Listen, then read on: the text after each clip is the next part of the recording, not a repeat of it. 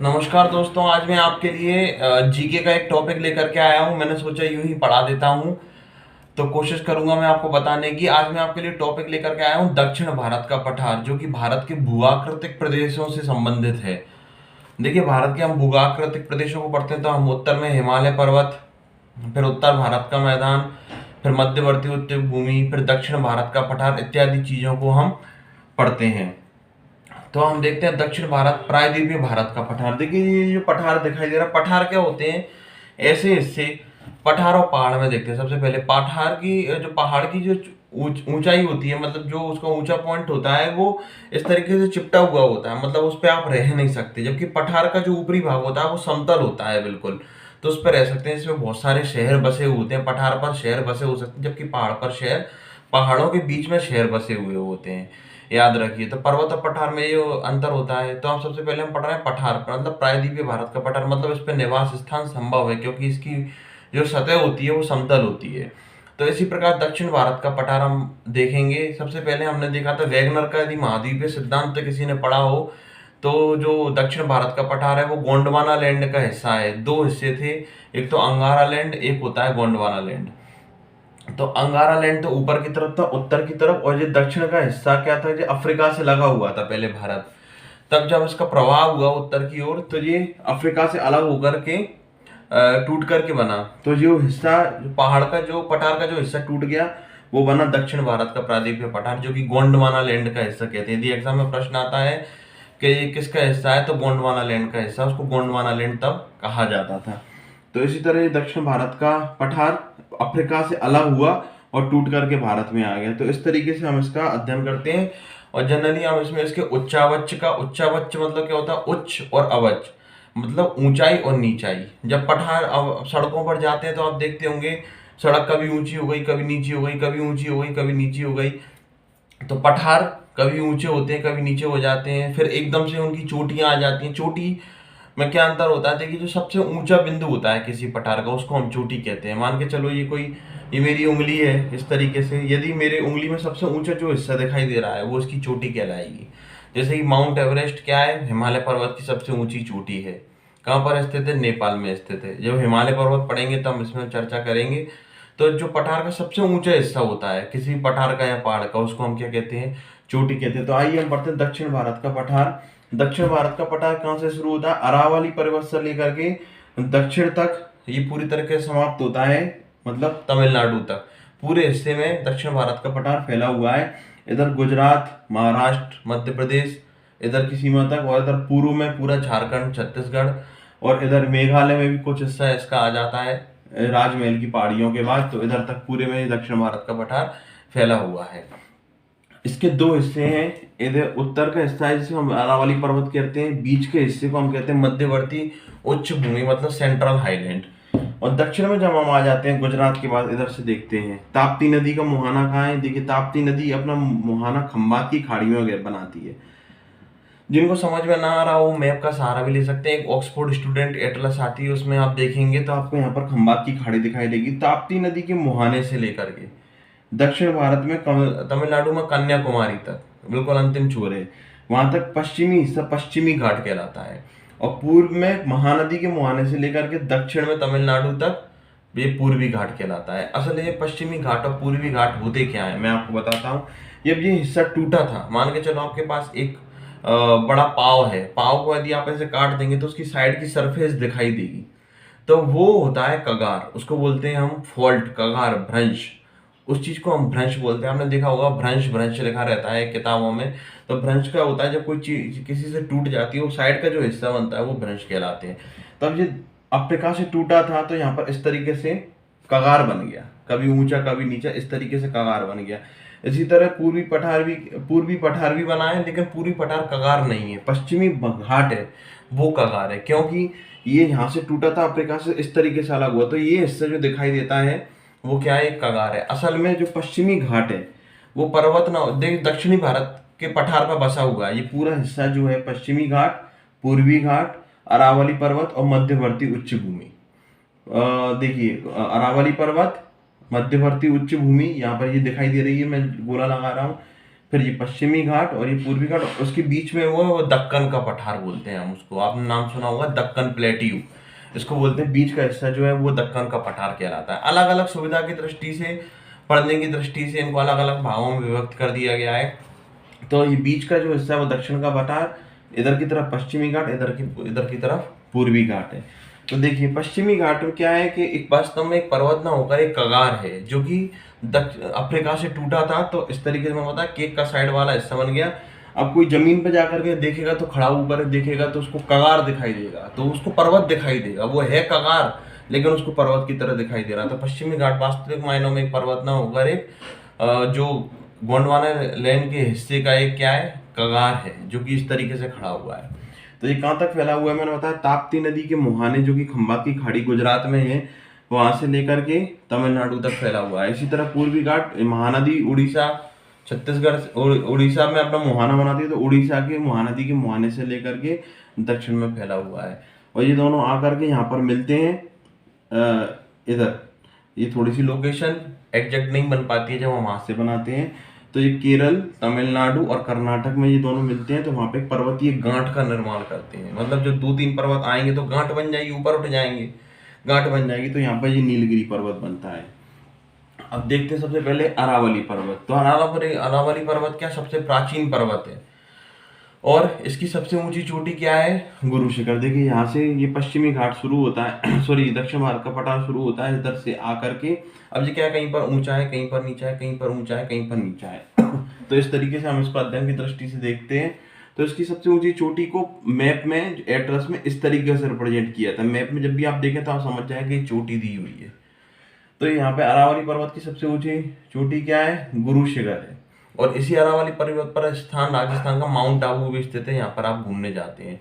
तो इसकी सबसे ऊंची चोटी कहाँ पर है, गुरु शिखर है। अरावली पर्वत कहाँ पर है, पंजाब, हरियाणा, दिल्ली, इधर में इसका विस्तार है। आप मैप में देखेंगे तो इधर देखेंगे आप दिल्ली, पंजाब और हरियाणा है। तो यहाँ पर जो इसका विस्तार है वो इन क्षेत्रों में है और सबसे पुराना है और कटा फटा पर्वत है। मतलब कभी सतत नहीं है, कभी कट गया है फिर स्टार्ट हो गया, फिर कट गया है फिर स्टार्ट हो गया है। तो अरावली पर्वत का विस्तार मुख्य रूप से राजस्थान में है और इसकी सबसे ऊंची चोटी गुरु शिखर है जो कि राजस्थान में स्थित है। ऊंची चोटी मतलब पहाड़ का, पठार का सबसे ऊपरी हिस्सा या पहाड़ का सबसे ऊपरी हिस्सा क्या कहलाती है, चोटी। इसके बाद हम दक्षिण में आते हैं तो हम देखते हैं इसके नीचे मालवा का पठार है और भी कई छोटे छोटे पठार है, बुंदेलखंड का, बघेलखंड का, ये है मालवा का पठार। तो ये मालवा के पठार का निर्माण जब क्या हुआ था कि जब ये अलग हुआ था तो जो रचनात्मक प्लेट किनारा होता है, एक होता है विनाशात्मक प्लेट किनारा। तो रचनात्मक प्लेट किनारा, जब दो प्लेटें एक दूसरे से अलग जाती हैं तो वहां से लावा निकलता है और लावा निकल के क्या क्या होता है, आसपास के एरिया पे फैल जाता है। तो जो मालवा के पठार का निर्माण ज्वालामुखी चट्टानों से हुआ है, अवसादी चट्टानें इनको कहा जाता है, अवसाद। तो अवसादी चट्टानों के कारण इसका निर्माण हुआ है, इसलिए मालवा के पठार पर काली मिट्टी पाई जाती है, इसलिए इसे गेहूं की डलिया भी कहा जाता है। क्योंकि काली मिट्टी में क्या होता है, अधिकतर गेहूं का उत्पादन किया जाता है। तो यहाँ पर जो लावा निकला वो सूख गया, सूखने से चट्टानें बनी, अवसादी चट्टानों से इसका निर्माण हुआ और जब वो इस तरीके से फैल गई तो उससे काली मिट्टी पाई जाती है, इसलिए मालवा के पठार को क्या कहा जाता है, गेहूं की डलिया भी कहा जाता है। ठीक है, तो ये मालवा का पठार है जिस पर बहुत सारे जिले बसे हुए जैसे कि इंदौर, उज्जैन, देवास इत्यादि, होशंगाबाद, बहुत सारे जिले हैं जो कि मालवा के पठार पर बने हुए हैं। मालवा का पठार मुख्य रूप से मध्य प्रदेश में स्थित है। तो ये हो गया मालवा का पठार। इससे कई नदियां निकलती हैं जैसे कि चंबल, सिंध, बेतवा, केन, टोंस, बहुत सारी नदियां हैं जो कि मालवा के पठार से निकलती है। और इसका जो ढलान है वो उत्तर की तरफ है, मतलब उत्तर की तरफ ढलान होगा तो नदी कैसे बहेगी, जिस तरफ ढलान होगी उस तरफ बहेगी। तो मालवा के पठार से निकलने वाली अधिकतर नदियां जैसे कि चंबल, सिंध, केन, बेतवा इत्यादि सब उत्तर की तरफ प्रवाहित होती है और यमुना में मिल जाती है। तो ये हो गया मालवा के पठार। इसके दक्षिण में विंध्याचल पठार स्थित है। विंध्याचल पर्वत आपने नाम सुना होगा। ये विंध्याचल 3 पहाड़ियों के रूप में विस्तृत है, विंध्याचल, भांडेर, कैमूर। विंध्याचल, भांडेर, कैमूर, विंध्याचल, भांडेर, कैमूर, ये तीनों ही मध्य प्रदेश में स्थित है। विंध्याचल की पहाड़ी भी, भांडेर भी और कैमूर भी 3 पहाड़ियों के रूप में विस्तृत है। विंध्याचल पर्वत श्रृंखला, विंध्याचल, भांडेर और कैमूर, ये तीनों मध्य प्रदेश में स्थित है। देख रहे हैं आप, ये बीच में गैप आ गया, फिर गैप। तो ये विंध्याचल पहाड़ी, ये भांडेर और ये कैमूर। अब आप दक्षिण में देख रहे हैं ये खालिस्तान है। ये खालिस्तान क्या है, ये भ्रंश घाटी है। भ्रंश घाटी क्या होती है कि जब दो पर्वत इस तरीके से रहो, बीच का भाग सरक जाए, नीचे धसक जाता है जब, तो भ्रंश घाटी, रिफ्ट वैली का निर्माण होता है। तो नर्मदा जो नदी है वो भ्रंश घाटी में बहती है। नर्मदा किस में बहती है? भ्रंश घाटी में। इसके बाद फिर क्या है? सतपुड़ा पर्वत है। देखिए नर्मदा, ये देखिए विंध्याचल पर्वत, विंध्याचल, भांडेर, कैमूरी, विंध्याचल पर्वत हो गया। फिर नीचे देखिए ये खालिस्तान दिख रहा है आपको, ये पर्वत से जैसे मान के चलो पर्वत बना रहा हूँ, बीच में ये खालिस्तान, तो ये खालिस्तान भ्रंश घाटी है। ये खालिस्तान है, एक ये नीचा है। ये नर्मदा की भ्रंश घाटी, ये ताप्ती नदी की भ्रंश घाटी है। तो आप देखिए इसके, और देखिए तो अब देखिए सबसे पहले क्या हुआ? अरावली पर्वत, फिर मालवा का पठार, फिर विंध्याचल पर्वत, फिर नर्मदा की भ्रंश घाटी। फिर उसके दक्षिण में क्या? सतपुड़ा पर्वत श्रेणी। सतपुड़ा को भी मुख्य रूप से मध्य प्रदेश में स्थित है और छत्तीसगढ़ में भी इसका कुछ हिस्सा है और गुजरात में भी है। तो सतपुड़ा पर्वत श्रेणी को तीन भागों में विभाजित किया गया। सतपुड़ा पर्वत श्रेणी को तीन भागों में विभाजित किया गया। राजपीपला श्रेणी गुजरात, इसका कुछ हिस्सा जो कि गुजरात में आता है, सतपुड़ा पर्वत को, उसको राजपीपला श्रेणी कहते हैं। राजपीपला, महादेव, मैकाल, राजपीपला, महादेव, मैकाल, राजपीपला, महादेव और मैकाल पर्वत श्रेणी। ठीक है, तो ये महादेव पर्वत श्रेणी है और ये मैकाल है। तो मैकाल पर एक चोटी है अमरकंटक, यहाँ से नर्मदा नदी निकलती है और मध्य प्रदेश के 15 जिलों से बहते हुए दक्षिण में गुजरात के पास खंबात की खाड़ी में ये गिर जाती है। कौन? नर्मदा नदी। तो नर्मदा नदी क्या होती है? भ्रंश घाटी में बहती है। उसके बाद सेम उसी तरीके से सतपुड़ा के दक्षिण में, ये सतपुड़ा के उत्तर में थी, और विंध्याचल के दक्षिण में, विंध्याचल के दक्षिण में, सतपुड़ा के उत्तर में नर्मदा नदी। इसी प्रकार नर्मदा नदी के दक्षिण में क्या स्थित है? सतपुड़ा, और सतपुड़ा के दक्षिण में ताप्ती नदी की भ्रंश घाटी है। सतपुड़ा तीन एरिया में डिवाइड है, मैंने बताया, राजपीपला, महादेव, मैकाल। तो इसी मैकाल श्रेणी से कौन निकलती है? नर्मदा नदी निकलती है, जो कि खंबात के पास खंबात की खाड़ी में मिल जाती है गुजरात में। और सतपुड़ा के दक्षिण से जो महादेव पर्वत श्रेणी, मैंने बताया राजपीपला, महादेव, मैकाल, राजपीपला, महादेव, मैकाल। तो महादेव पर्वत श्रेणी से बैतूल शहर के मुल्ताई से कौन सी निकलती है? ताप्ती नदी निकलती है, जो कि खंबात की खाड़ी में गिर जाती है। अच्छा, नर्मदा और ताप्ती नदियां पूरे भारत में दो ही नदियां ऐसी हैं जो कि एस्चुरी का निर्माण करती हैं। एस्चुरी क्या होता है? जब नर्मदा जब कोई नदी होती है वो समुद्र के पानी में मिलती है तो उसके पानी को बहुत दूर तक धकेल देती है। तो क्या होता है? नदी का पानी और सागर का पानी उसमें मिल जाता है, तो वहां से मछली पालन के लिए वो एरिया अच्छा कंसीडर किया जाता है। तो नर्मदा और ताप्ती दो नदियां हैं जो भ्रंश घाटी में बहती हैं और पश्चिम की तरफ बहती हैं। केवल दो ही नदियां ऐसी हैं यहाँ पर ऊपर, जो कि और भी नदियां हैं जो कि पश्चिम की तरफ बहती हैं, लेकिन जो पश्चिम की तरफ बहती हैं और भ्रंश घाटी में बहती हैं और एस्चुरी का निर्माण करती है, नर्मदा और ताप्ती नदियां। इसके बाद ताप्ती नदी के मुहाने से मैंने बताया पश्चिमी घाट, और महानदी के मुहाने से, महानदी कहाँ से निकलती है? छत्तीसगढ़ से निकलती है और उड़ीसा में अपना मुहाना बनाती है। महानदी के मुहाने से उड़ीसा में पूर्वी घाट का निर्माण होता है। पश्चिमी घाट लगातार सतत है, मतलब बहुत ही कम कटा फिटा है, और जबकि पूर्वी घाट पूरा कटा फिटा है, क्योंकि ये पश्चिमी घाट, पूर्वी घाट और ये पूरा प्रायद्वीपीय पठार का जो ढलान है वो इस तरीके से है, मतलब पूरब की तरफ है। तो यहाँ पर से जो अधिकतर नदियां निकलती हैं, जैसे कि महानदी, गोदावरी, कृष्णा, कावेरी, महानदी, गोदावरी, कृष्णा, कावेरी, महानदी, गोदावरी, कृष्णा, कावेरी, ये क्रम है ऊपर से नीचे का। सभी पूरब की तरफ बहती हैं, और पूरब की नदी बहती हैं, जितनी भी नदियां बहती हैं पूरब की तरफ, वो सभी डेल्टा का निर्माण करती हैं। पश्चिम की तरफ बहती हैं वो भारत में एस्चुरी का निर्माण करती है। इसलिए महानदी, गोदावरी, कृष्णा, कावेरी चारों नदियां डेल्टा बनाती हैं अलग अलग जगह पे। महानदी उड़ीसा में, महानदी गोदावरी, ठीक है ना, गोदावरी भी इधर पूरब की तरफ डेल्टा बनाती है, कृष्णा आंध्र प्रदेश में और कावेरी तमिलनाडु में। गोदावरी भी आंध्र प्रदेश में अपना डेल्टा निर्माण बनाती है। जो आप मैप देखेंगे तो यहाँ कुछ ऐसे उठे उठे से हिस्से हैं इस तरीके से, तो वो जो इस तरीके से उठे हुए हिस्से हैं ना मैप में, वो डेल्टा है, वो डेल्टा का निर्माण हो रहा है वहाँ पर। तो इसका ढलान किसकी तरफ है? पूरब की तरफ है। इसलिए दक्षिण भारत में अधिकतर बहने वाली नदियां पूर्व की तरफ बहती हैं और डेल्टा का निर्माण करती हैं। यहाँ पे पश्चिमी घाट की दो नदियां हैं, नर्मदा और ताप्ती, जो कि पश्चिम की तरफ बहती हैं, भ्रंश घाटी में बहती हैं और एस्चुरी का निर्माण करती हैं। इसका पश्चिमी घाट ताप्ती नदी के मुहाने से शुरू हो जाता है और कन्याकुमारी तक जाता है। तो यहाँ पर हम चलते हैं, तो सबसे पहले देखते हैं यहाँ पर जो सबसे पहली चोटी आती है वो कलसुबाई की चोटी है। दक्षिणी भारत को, पश्चिमी घाट को सह्याद्री भी कहा जाता है। एक 16 डिग्री अक्षांश उत्तरी अक्षांश रेखा होती है जो कि गोवा से गुजरती है। तो आप देखना गोवा यहाँ पर कर्नाटक से जुड़ा हुआ है, तो गोवा के उत्तर में उत्तरी सह्याद्री और गोवा के दक्षिण में दक्षिणी सह्याद्री। तो 16 डिग्री जो अक्षांश रेखा है वो गोवा से गुजरती है, गोवा के उत्तर में उत्तरी सह्याद्री और गोवा के दक्षिण में दक्षिणी सह्याद्री। ठीक है, तो जो कलसुबाई की चोटी है महाराष्ट्र की, कलसुबाई की चोटी सबसे पहले पड़ेगी जब आप ऊपर से पश्चिमी घाट पे आएंगे, जहाँ पे पड़ेगी चोटी को इस तरीके से दर्शाया गया है। ये उत्तरी सह्याद्री की सबसे ऊंची चोटी है। कौन? कलसुबाई की चोटी। और कहाँ पर है ये? महाराष्ट्र राज्य में स्थित है। उसके बाद यहाँ पर महाबलेश्वर की चोटी है, किसके दक्षिण में? कलसुबाई की चोटी के दक्षिण में महाबलेश्वर की चोटी स्थित है। यहाँ से कृष्णा नदी निकलती है और आंध्र प्रदेश विजयवाड़ा में अपना डेल्टा का निर्माण करती है। कौन सी चोटी? महाबलेश्वर की चोटी। कहाँ पर स्थित है? महाराष्ट्र में। कलसुबाई और महाबलेश्वर चोटी दोनों ही महाराष्ट्र में स्थित हैं और उत्तरी सह्याद्री की चोटी है। लेकिन उत्तरी सह्याद्री की सबसे ऊंची चोटी कौन सी है? कलसुबाई, महाराष्ट्र में, जो कि सबसे पहले ऊपर पड़ती है। इसके बाद हम दक्षिण में आते हैं, यहाँ पर गोवा आ जाता है। गोवा के दक्षिण में दक्षिणी सह्याद्री शुरू हो जाती है। सुविधा की दृष्टि से पश्चिमी घाट को दो भागों में विभाजित किया गया है, तो उत्तरी सह्याद्री और दक्षिणी सह्याद्री। और कैसे डिसाइड किया गया है? गोवा से एक रेखा है, काल्पनिक रेखा, अक्षांश सबने पड़ी होगी, अक्षांश और देशांतर रेखा यहाँ से गुजरती है। उसके उत्तर में उसको उत्तरी सह्याद्री, उसके दक्षिण में उसको दक्षिणी सह्याद्री कहा जाता है। इसी प्रकार कुंद्रेमुख, अब दक्षिणी सह्याद्री की सबसे ऊंची चोटी कौन सी है? कुंद्रेमुख। और ये कहाँ पर है? कर्नाटक में है। ये दक्षिणी सह्याद्री की सबसे ऊंची चोटी है, कुंद्रेमुख। कहाँ पर? कर्नाटक में। उसके नीचे हम जाते हैं तो ब्रह्मगिरी की पहाड़ियां, ये भी कहाँ पर है? कर्नाटक है। यहाँ से कौन सी नदी निकलती है?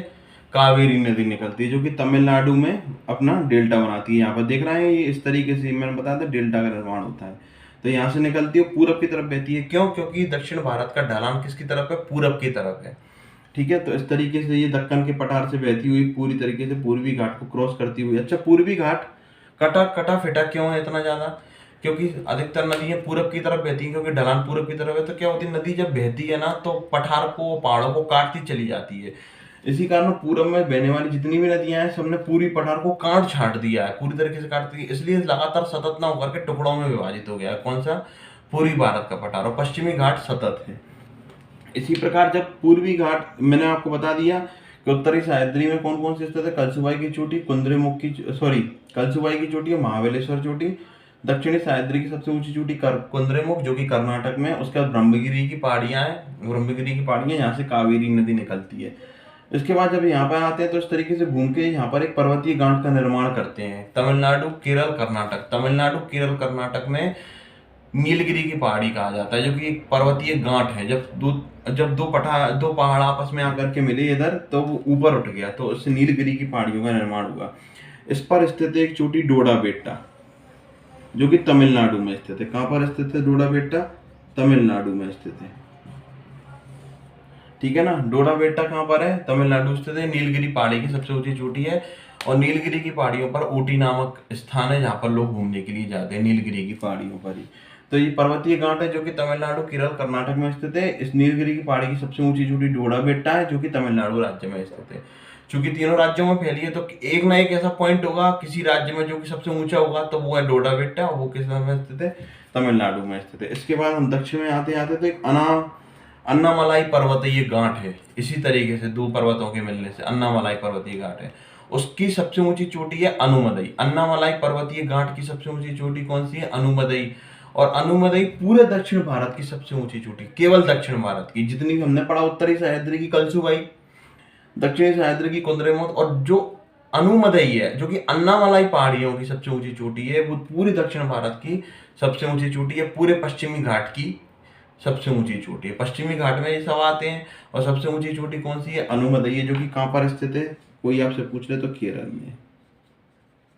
अब अनुमदई पर्वतीय घाट तीन भागों में विभाजित है।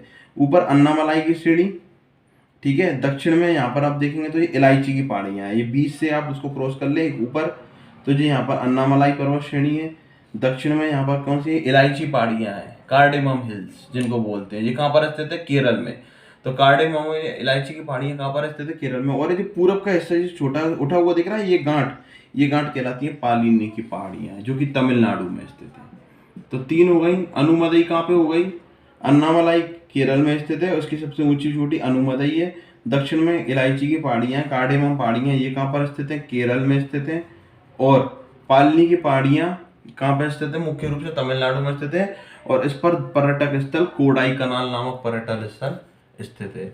तो इस तरीके से हम देख सकते हैं पूर्वी घाट का, पश्चिमी घाट का पूरा चित्रण यहाँ पर हो चुका है। अब पूर्वी घाट पर देखते हैं तो यहाँ पर राजमहल की पहाड़ियाँ जो कि मुख्य रूप से झारखंड में स्थित हैं, और इसी का कुछ हिस्सा टूटने के बाद मेघालय में भी आ गया है। यहाँ पर 3 पहाड़ियाँ हैं, गारो, खासी, जयंतिया। मेघालय देखिए, आप मैप में देखेंगे तो यहाँ पर मेघालय है, मेघालय की पहाड़ी है गारो, खासी, जयंतिया, गारो, खासी, जयंतिया। और खासी पहाड़ी पर ही विश्व का सबसे ज्यादा वर्षा वाला स्थान भारत का कौन सा है? मौसिनराम और चेरापूंजी स्थित है खासी पहाड़ी पर। और इसी का 2 हिस्सा है असम में, ये कहलाती है, देखिए असम में, यहाँ पर मैप में देखेंगे तो यहाँ पर मेकेर और रेंगमा, ये पहाड़ियाँ कहाँ पर है? असम में। जबकि गारो, खासी, जयंती कहाँ पर स्थित है? मेघालय में स्थित है। इस तरीके से हम इस पठार का पूरी तरीके से अध्ययन करते हैं तो हमें अच्छी नॉलेज होती है। आगे भी यदि आप कहेंगे तो मैं और वीडियोस भी लेकर के आऊँगा जिसमें मैं आपको हिमालय और अलग से नदियों का पूरा चित्रण, हिमालय की नदियाँ, सिंधु नदी तंत्र, ब्रह्मपुत्र, गंगा नदी तंत्र पढ़ाऊंगा। इतना हमने सीखा। इसका पठार का ढलान पूर्व की तरफ स्थित है, अधिकतर नदियाँ पूरब की तरफ बहती हैं, सिर्फ डेल्टा का निर्माण करती हैं।